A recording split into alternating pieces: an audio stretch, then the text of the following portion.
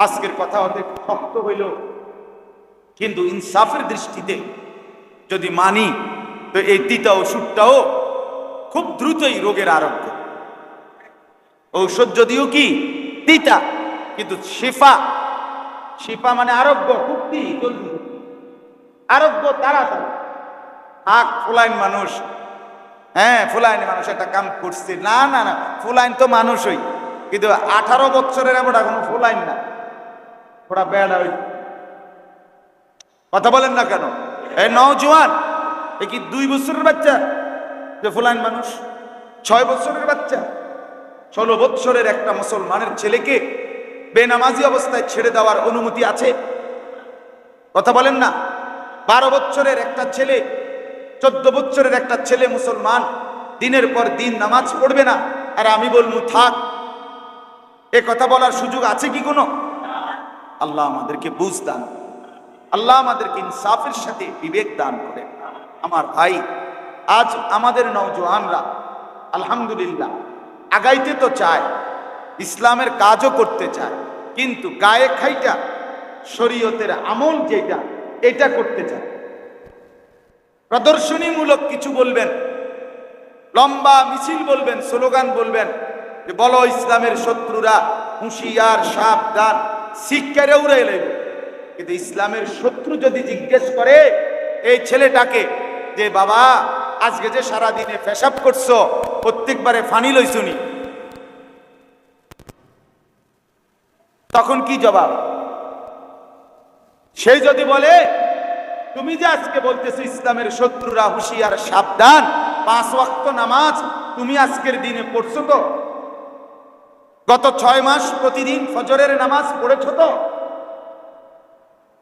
তখন কি জবাব? তখন সে যদি বলে বেনামাজি তুমি, তুমি ইসলামের বন্ধু হইয়া গেলা, আমি শত্রু হইয়া গেলাম, ঘটনা কি? কথা বলেন না। বেহায়া, সে ইসলামের বন্ধু হয়ে গেল। আল্লাহ আমাদের বুঝদান, এজন্য ফিকির চাই, অনুভূতি অনুভূতি থাকা দরকার, বিবেক থাকা দরকার। কোরআনুল কারীমের মধ্যে আছে ওয়ালা ইয়াসিনাকা ফি মারুফিন, আল্লাহ তাআলা বলছেন নবী আপনি আমার ঈমানদার বান্দা বান্দীদের থেকে এই কথার বায়াত করান, এই কথার ওয়াদা নেন, এই কথার শপথ করান যে তারা কোনো নেক আমলে, কোনো ভালো কাজের মধ্যে আপনার সুন্নতের খেলাফ করবে না। ওয়ালা ইয়াসিনা, আমার শায়েখ খুলনার হযরত আল্লামা মুফতি নুরুল আমিন সাহেব হযরত এই তরজমা করছেন, সুন্নতের খেলাফ করবে না। শুধুমাত্র আমল ভালো কাজ, এত বড় মাহফিল, এটা ভালো কাজ, অবশ্যই ভালো কাজ, নিঃসন্দেহে নেক কাজ, কিন্তু হতে হবে সুন্নত মোতাবেক। কি মোতাবেক বলেন না?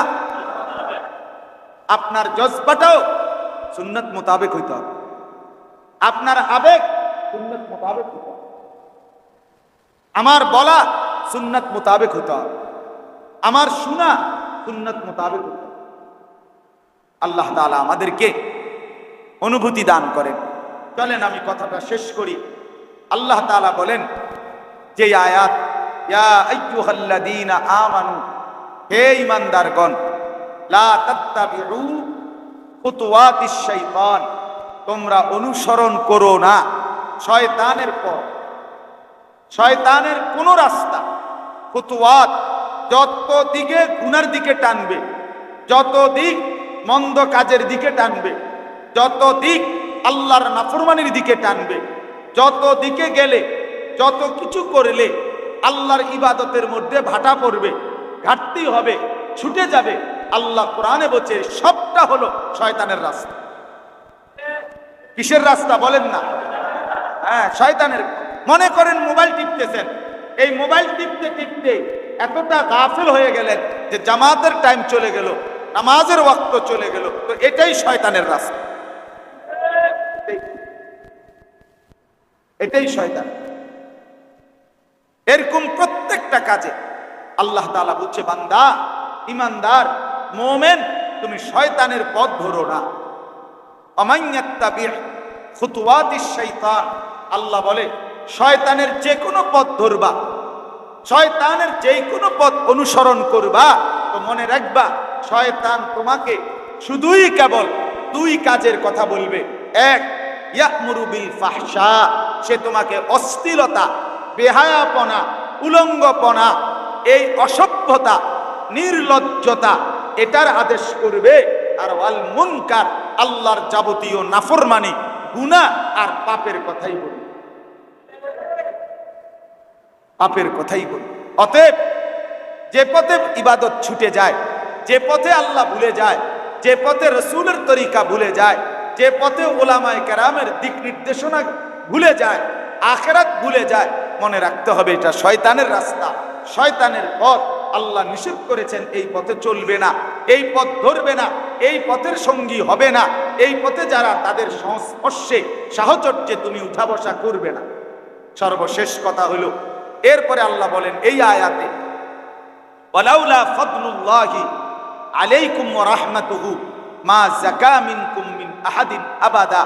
আল্লাহ বলেন যদি আল্লাহর অনুগ্রহ এবং আল্লাহর রহমত না হয়, আল্লাহর দয়া না হয়, তাহলে কেউ তোমরা নিজেই নিজেকে পবিত্র বানাইতে পারবে না, নিজে নিজে ভালো হইতে পারবা না, নিজে নিজে চরিত্রবান হতে পারবা না, নিজে নিজে পবিত্র হতে পারবা না।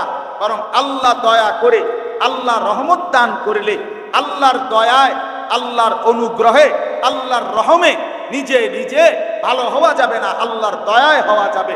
এজন্য আল্লাহ বলেন ওয়ালাকিন্নাল্লাহা ইউযাক্কি মান ইয়াশা, আমি আল্লাহ যাকে চাই তাকে পবিত্র বানাই, আমি আল্লাহ যাকে চাই তাকে পবিত্র বানাই। অতএব পবিত্র হতে চাও, চরিত্রবান হতে চাও, জান্নাতি হতে চাও, উত্তম আখলাকওয়ালা হতে চাও, তো আমার কাছে বলো।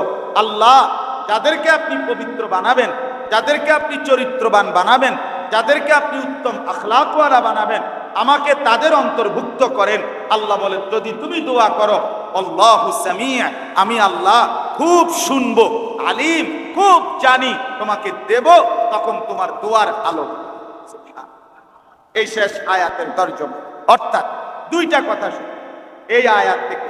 এক কথা হলো যে পথে আল্লাহ ভুলে যায়, আখিরাত ভুলে যায়, রসুলের তরিকা ভুলে যায়, ইসলামের ইবাদত বন্দিগি ছুটে যায়, মনে রাখতে হবে এটা শয়তানের পথ, শয়তানের পথ। সেই পথে জওয়ান কিংবা বুড়া, নারী কিংবা পুরুষ কোনো মুসলমান চলার অনুমতি নাই। আর দুই নাম্বার, নিজে নিজে মাতবরি করে ভালো হওয়া যায় না, চরিত্রবান হওয়া যায় না। আল্লাহর দয়া, আল্লাহর অনুগ্রহ এর মাধ্যমে হয়।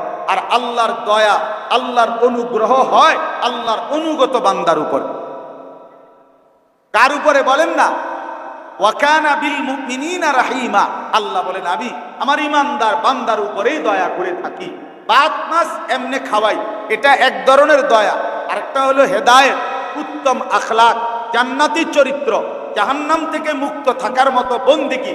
আল্লাহ বলেন এটা ভাত চাইল না, এটা তরকারি না, এটা খাট পালং সোফা না, এটা বিয়া শাদী জিফুত না, এটা হলো আলাদা নিয়ামত। এটা আমি যাকে পছন্দ করি আমার দয়া হলেই দান করি। আর এটা আসে আল্লাহ অনুগত থাকলে, গোলামি করলে, বন্দিগি করলে। প্রিয় ভাই নওজোয়ান, সবার কাছে অনুরোধ, গুনার রাস্তায় না চলি, আল্লাহর বন্দিগির উপরেই থাকি।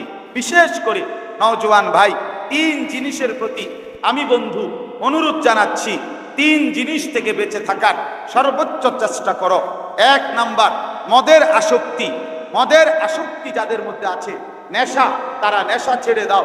এই নেশা, আল্লাহ রসুল বলছে যে নেশা করে শেষ পর্যন্ত সে আপন মা, খালা, ফুফি, মামি, চাচি এমন ঘনিষ্ঠ মানুষদের সাথে নাউজুবিল্লাহ, রাসূল বলছে জিনার ব্যভিচার করতে আগ্রহ বোধ করে। নেশাখোরের পরিণতি এই হয়। দুই নাম্বার, জুয়া। জুয়া, আজকে জুয়া, অফলাইন জুয়া, অর্থাৎ এমনি জুয়াও আছে গ্রামে গঞ্জে, সমাজে, এলাকায়, দেশে, শহরে, বন্দরে। আবার অনলাইন মোবাইলের মাধ্যমে লক্ষ লক্ষ যুবক জুয়ায় আসক্ত। দোস্ত, এই অনলাইন জুয়া বর্তমানে এমনি জুয়ার চাইতে জঘন্য মারাত্মক। এই জুয়ার আসক্তি ছেড়ে দাও।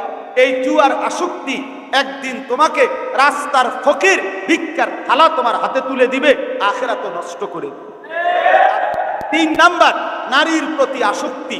নারীর প্রতি আসক্তি, হীন নারী দেখা, নারীর ছবি দেখা, নারীর নাচ দেখা, নারীর উলঙ্গ ছবি দেখা, জিনা ব্যভিচারের দৃশ্য দেখা, সশরীরে জিনা ব্যভিচারে অংশগ্রহণ করা, ভিন নারীর সাথে কোন মেয়ের সাথে অবৈধ প্রেম করা, অবৈধ রিলেশন করা।